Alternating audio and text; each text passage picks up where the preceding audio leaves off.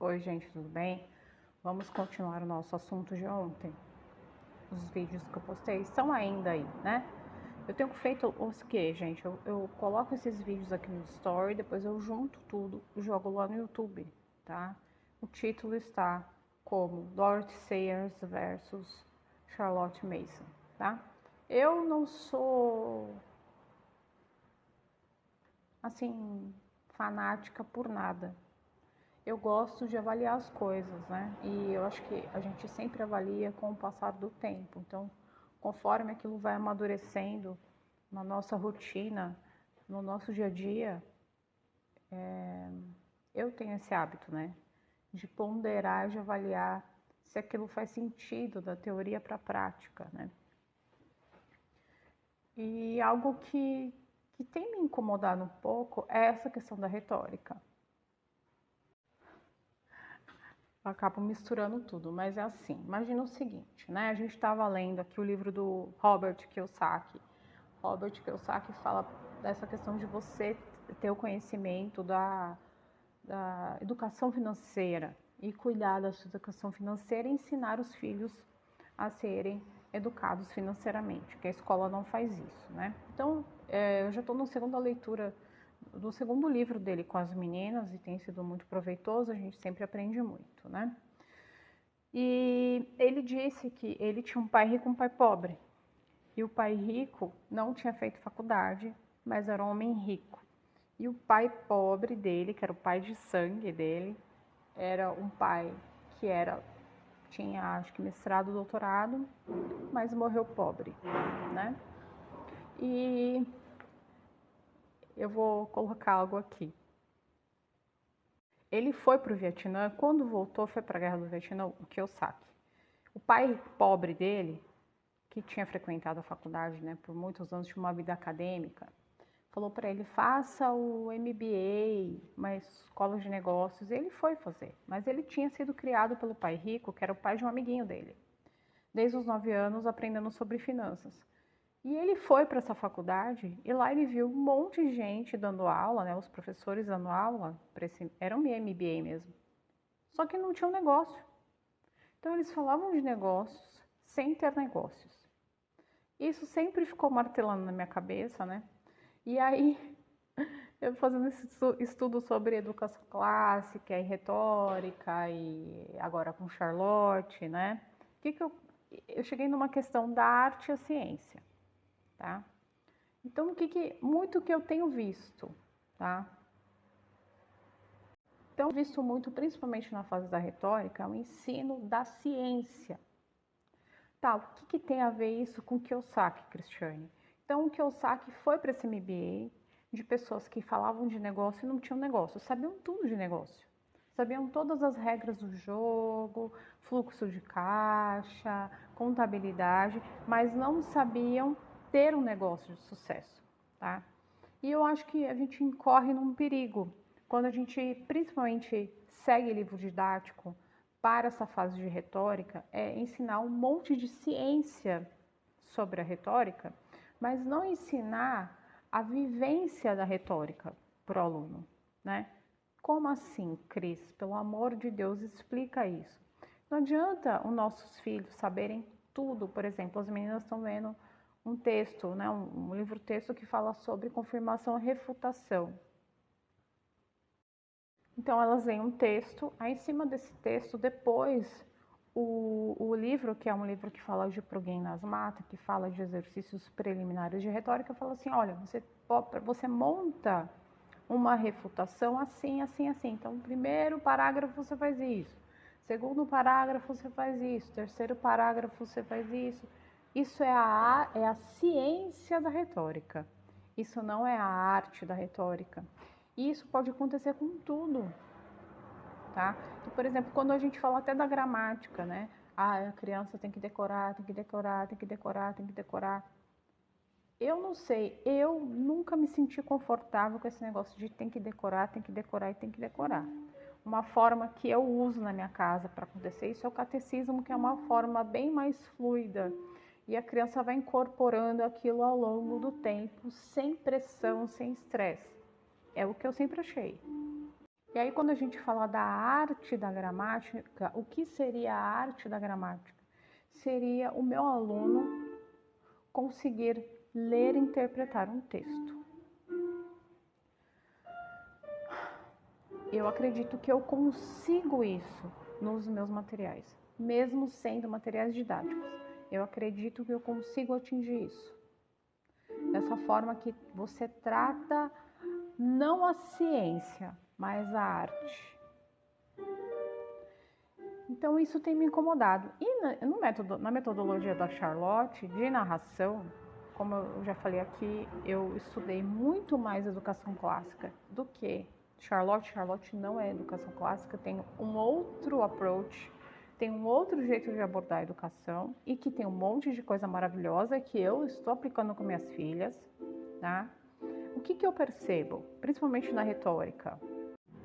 Então, o que eu tenho feito? Eu não fazia a narração dessa forma, tá? Então, o que a gente está fazendo? A gente está lendo aquele livro que conta a história da Anne Sullivan, que cuidou da Ellen Keller, que era surda, cega e muda, e foi para a faculdade, tá? Então, a gente está lendo um capítulo em inglês. Então, eu leio uma folha, nós lemos tudo, né? Marcamos vocabulário, porque é um livro que tem um vocabulário muito bom. Nem tudo a gente sabe, então eu li corrido, entendemos. Agora nós estamos voltando, veja então o escolher em ação, né? Então a gente está voltando agora, e aí buscando o vocabulário, aí a gente lê de novo, e aí elas fazem narração para mim. Esse exercício de narração é um exercício de retórica, né? E naquilo que eu tô lendo, eu tô pesquisando, eu tô pensando o que eu vou fazer com isso, tá? Então, na narração, primeira coisa, tem que ter atenção completa. E uma coisa que eu fiz o teste comigo hoje, o que é? Ler imaginando cada etapa daqui, porque a narração não é sumário, não é resumo. Narração é você recontar a história com o máximo de detalhes de quando você ouviu, sem consultar o texto. Então, o exercício é a arte. Aí a gente está falando de arte, não de ciência, da retórica. Por quê? Porque o aluno não está aprendendo um monte de regrinha como o professor lá do MBA, que sabe todas as regras do jogo, mas não tem um negócio. Aqui não. Você está recontando a história, você está narrando a história com todos os detalhes. Todos. E a aula da Charlotte, ela tinha isso, né, estudando agora, como que era essas aulas, é baseado nisso. Então, ela era contra, ela era a favor do livro de livros vivos, né, e aí fazer a narração. Gente, é muito cansativo fazer narração. Fazer uma aula que ela é baseada em narração, ela é muito mais, ela exige mais. Então, a minha aula não é muito longa, vocês sabem disso, mas assim, eu percebi já, né? Eu já comecei a fazer isso desde a semana passada com as meninas e comigo mesma. É como se você estivesse reescrevendo aquilo que aquele autor escreveu, que tem muito mais capacidade do que eu, vou dar o meu exemplo. Você está reescrevendo, falando aquilo e você está formando esses caminhos. Então, o que eu penso? Ele exige mais. O professor sai de cena, então a gente volta para Dorothy Sayers e para Charlotte. Dorothy Sayers diz que o Trivium serve para quê? Para que o aluno aprenda a estudar por ele mesmo, né? E aí a gente percebe que na prática da Charlotte isso é evidente. Por quê? Porque você sai de cena como professor, você faz a leitura em voz alta e o seu aluno tem que fazer a narração daquele texto de volta. Quem que virou o protagonista da educação aqui? O educador ou o aluno? Com certeza o aluno, porque ele tem que ter a responsabilidade de prestar atenção, de absorver o que é aquele texto, as estruturas, vocabulário, para recontar com o máximo de detalhes possível aquele texto. Então, muitas vezes, eu sinto isso, né?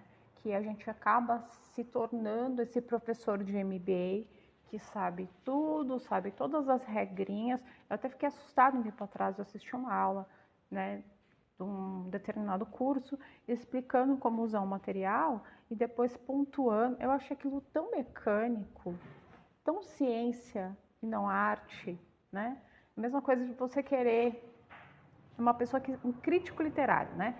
Ele sabe criticar as obras literárias, mas nunca escreveu um livro. É a mesma coisa. E eu acho que aí você perde o protagonismo do aluno, dessa autoeducação, de ele ser o responsável. Eu vou prestar atenção, eu vou absorver, eu vou aprender essas estruturas, eu vou entender como que esse texto é desenrolado, sabe?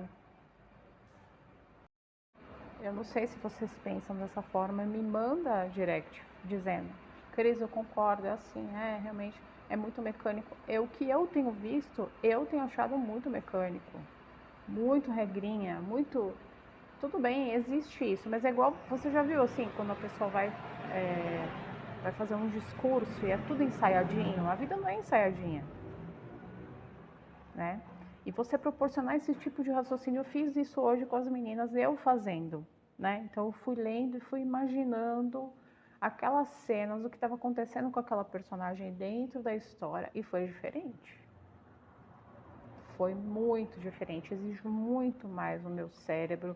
O meu cérebro não pôde ficar divagando, porque ele estava concentrado, 100% alinhado em reter aquilo que eu estava lendo, aquelas estruturas, aquele vocabulário, aquelas cenas.